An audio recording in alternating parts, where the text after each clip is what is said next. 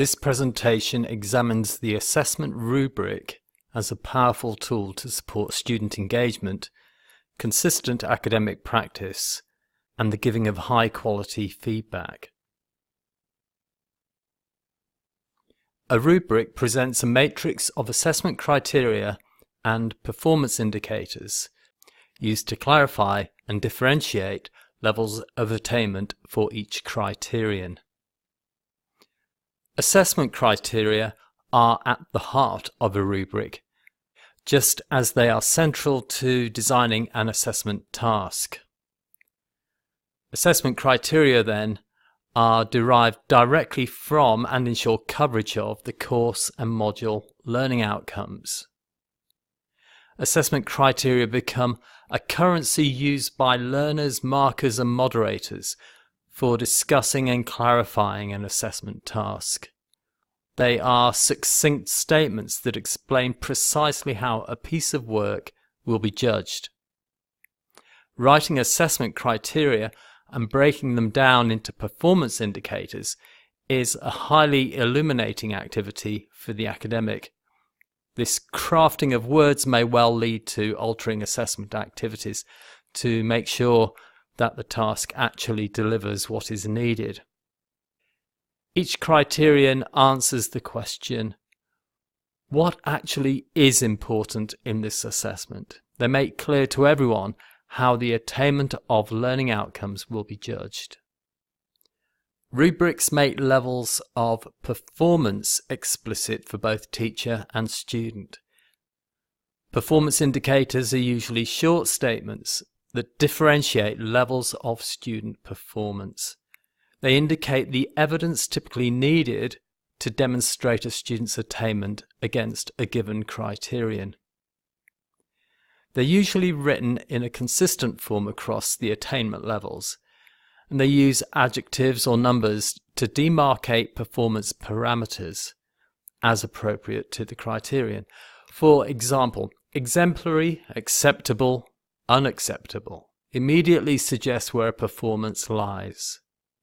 But note, these statements are only indicators used to guide communication and marking. The actual evidence provided by the student may need a lot of interpretation in order to form a good judgment. A rubric presents a matrix of assessment criteria and performance indicators used to clarify and differentiate levels of attainment for each criterion. Typically, the rubric contains information about a particular assessment. This may include details about the course, the student, the assessment date, and the marker. This meta-information is useful to students, for example, for storing a record of their learning in their portfolios, so that it's easy for them to retrieve and refer to. For staff, it helps individuals and groups to administer and moderate the assessment and the feedback they give.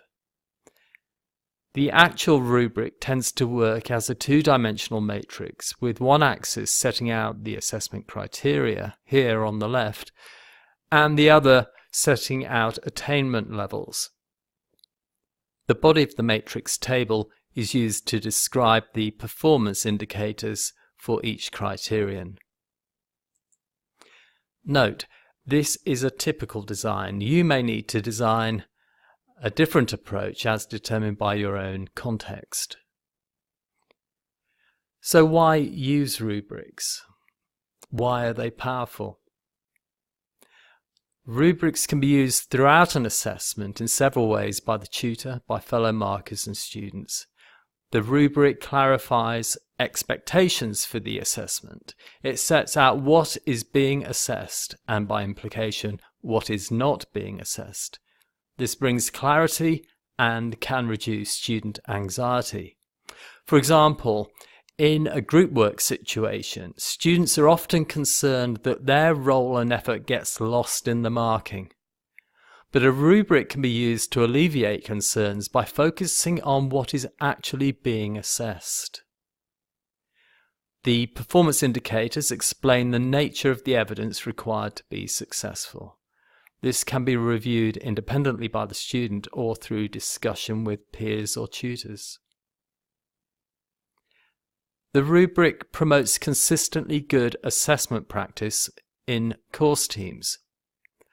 For example, it can be used to support marking, especially to clarify and benchmark criteria amongst marking teams.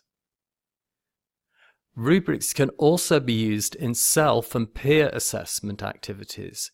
It sets out clearly for students the basis for their judgments. The use of the rubric then also becomes instrumental in reinforcing a student assessor's own learning. The rubric tool and its indicators also present an ideal feedback grid. A version of the rubric can be used to indicate where each student stands for each criterion and the marks associated with that criterion. Effective feedback will then build upon rubric annotations by further qualifying the outlined feedback for one or more of the selected criteria.